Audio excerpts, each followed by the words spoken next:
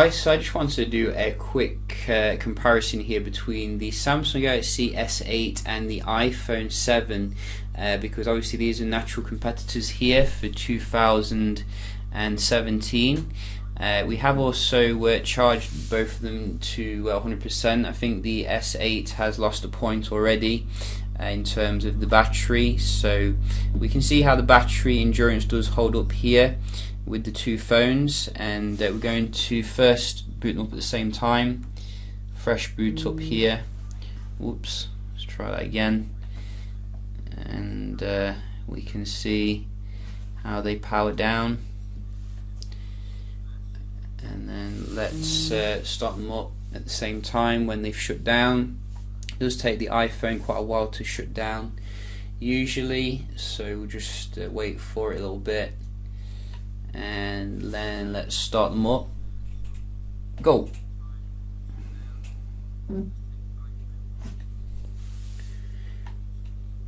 So who is going to boot on faster here?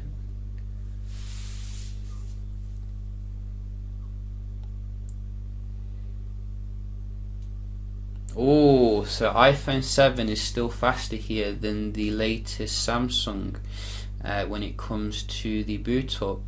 Very nice performance here from Apple, gotta say. I mean, you can't beat that optimization. It's only a dual core as well. I can't remember the actual name of the processor in the S8, but I mean, it's the latest stuff here, and we're going to see how they do compare nevertheless in terms of the other stuff. So we have kept this in the where the standard kind of mode.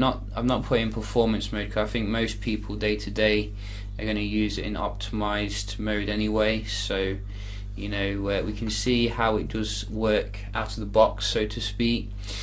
So we'll just open up a few apps here, have a look at the speed.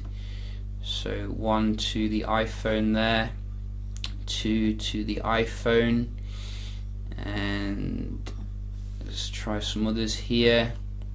Another 1 to the iPhone there. Very nice and snappy performance. Oh, the Samsung struck back then. That was 3-1. I did see that. Similar for that. Similar for that. About the App Store. Go. Oh, Apple again. So that's like 4-1. Weather. Apple again. 5-1. Camera. Slightly snappier there on the right, I gotta say. So I think we can move on to the heavier apps now. Samsung comes back here, 5-2 looks like. So I think that was a Samsung, only just. Extreme Asphalt here. Oh, 5-3.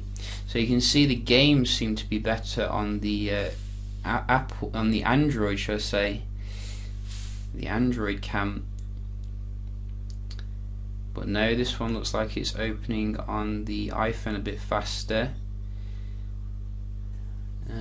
Slightly different. Yeah, I think that was the iPhone then. So that is very nice. And finally, we do have Sims.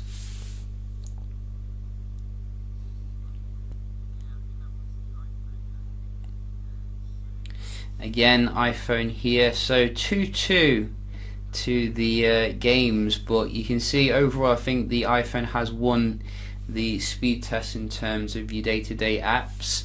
We're going to check out the Wi-Fi performance as well. A lot of people like to see that. So we'll start with the iPhone.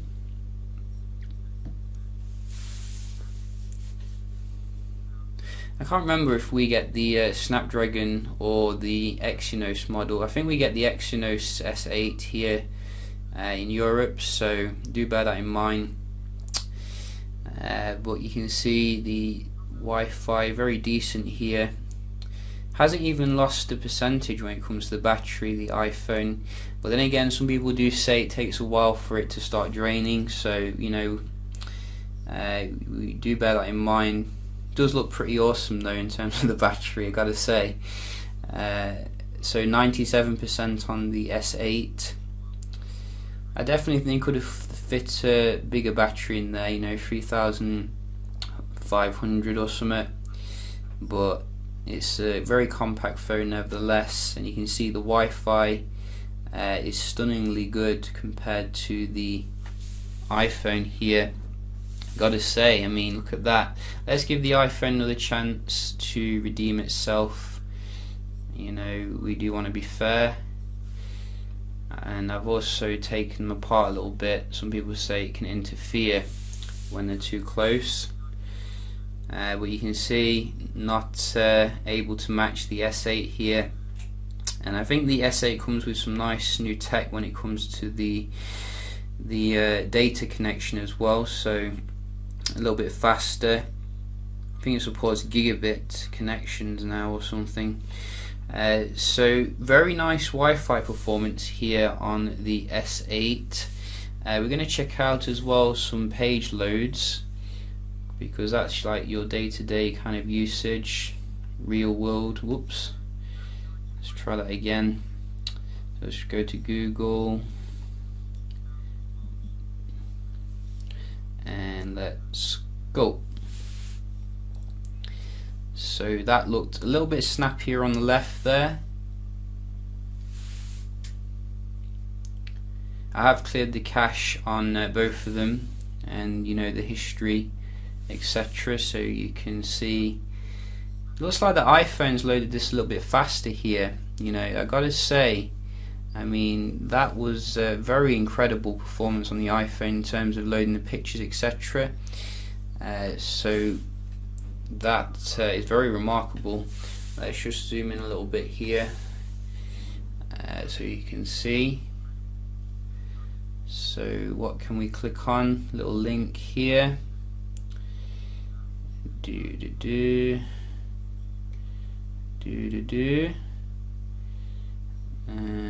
Which one shall we click on? Let's doesn't seem to be anything good news today, everything bad news. Let's just click on something interesting. So the Samsung a little bit snappier there. What about another one? GSM Arena, and go. Samsung again here. So you can see, I think Samsung does have its own browser, and that means that it can, you know, increase the performance, like the optimization, which is good. And we're just doing one more here. Apple coming back for the Verge. So I think that's 2-1 to the iPhone here, which is very surprising, gotta say. Maybe it's the screen resolution, obviously it's not the highest on the iPhone, but very nice performance, you gotta give it to Apple here. Finally, we're just gonna have a look at the multitasking, see if the latest Samsung can handle the RAM. And so far it looks pretty good. Whoops, wrong app. Let's try a different one.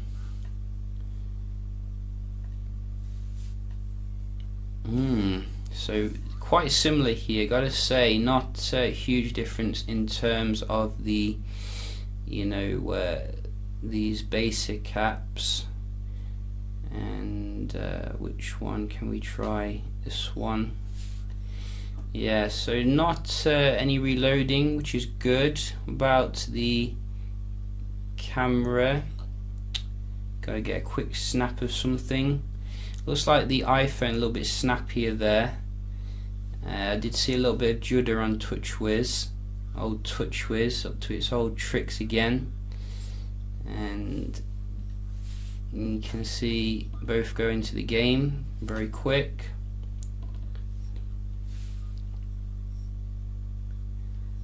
Yeah, this one. A little bit of judder again on the Samsung. I think the iPhone is a little bit better here in terms of the multitasking, you know, and I'm trying to be as non-biased as possible. I mean, it just seems to. I mean, you gotta remark on it though. I mean, the level of optimization here is amazing. On so which one haven't we opened? Where's the sim? So yeah, I think I've got a bit confused with these games here. So you can see this. That's probably why some of them are a bit weird, but I think generally you can see the iPhone has done pretty well standing up to the latest Samsung here in terms of you know, everything except for the Wi-Fi speed, which was a little bit low in comparison. Another thing I was quite interested in was the camera tech. Obviously we do get, I think, the same camera pretty much in the S8 with better software processing this year. And you know, I did do a little test in the good light as well as the low light just to see if we could see any differences, and we can just have a look at the results here. So I did start off with like a selfie shot here, and I gotta say I think these selfie shots are pretty comparable, you know, not a huge difference there. One great thing about the S8 is you can actually do 4K front-facing video, which is pretty mind-blowing. I don't think any other phone can do that, but if we just go to some low-light shots, we can see this is where the Samsung really does stand out. You know, there's less lens kind of blurs, less grain compared to the iPhone. The iPhone does an admirable job, but it just can't keep up with the Samsung here. You know, making these back alleys look amazing. Really high detailed, nice shots. So you can also have a look at you know, the good light shots, which again I'd say the Samsung just gives you that bit more colour. You know, the photos looks a little bit washed out on the iPhone compared to the Samsung generally. So that's what I found. So I definitely do see some improved software processing, but I don't think the change from the Note 7 to the S8 is that big, you know, in comparison to, like, for example, the S5 to the S6. So you're probably not going to see a massive difference, but I think Apple does need to, you know, improve in terms of the camera here, because they are being left behind a little bit. You know, I think generally you can also see a massive difference in terms of the 4K with the iPhone, a little bit more basic in comparison to the Samsung.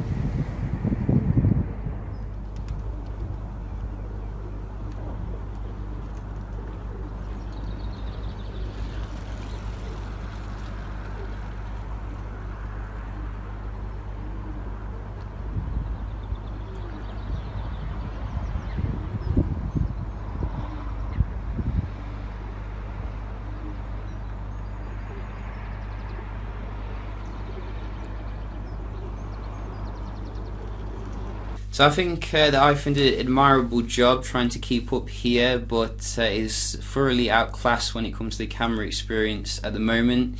Definitely looking forward to what the iPhone 8 can bring, see if it can catch up again to Samsung here.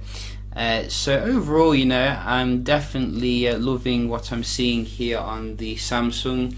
It feels like a fresh experience, from the ground up in terms of the design, the software, etc. But you can see the raw performance still can't match iOS here. It still can't match Apple, what it's bringing to the table day to day, and that's despite having the latest processor, more RAM, etc. So they definitely could work on that. In every other capacity though, in terms of the screen, in terms of the form factor here, this phone just completely kills the iPhone at the moment, in my opinion. It's just no comparison. We've seen some leaked kind of photos of the iPhone 8 which look like they're going to actually make a massive change to design, which I think is basically pressure from Samsung, forcing this change, because they can't go on with this, like 720p display when you've got beautiful devices coming out like this from Samsung at the end of the day. So I'm really digging what the S8 is bringing to the table here. We'll be doing some other comparisons as well with some other phones like the LG G6, etc. So do stay tuned for that. Hope you found this one helpful, and I'll see you in the next one. Cheers.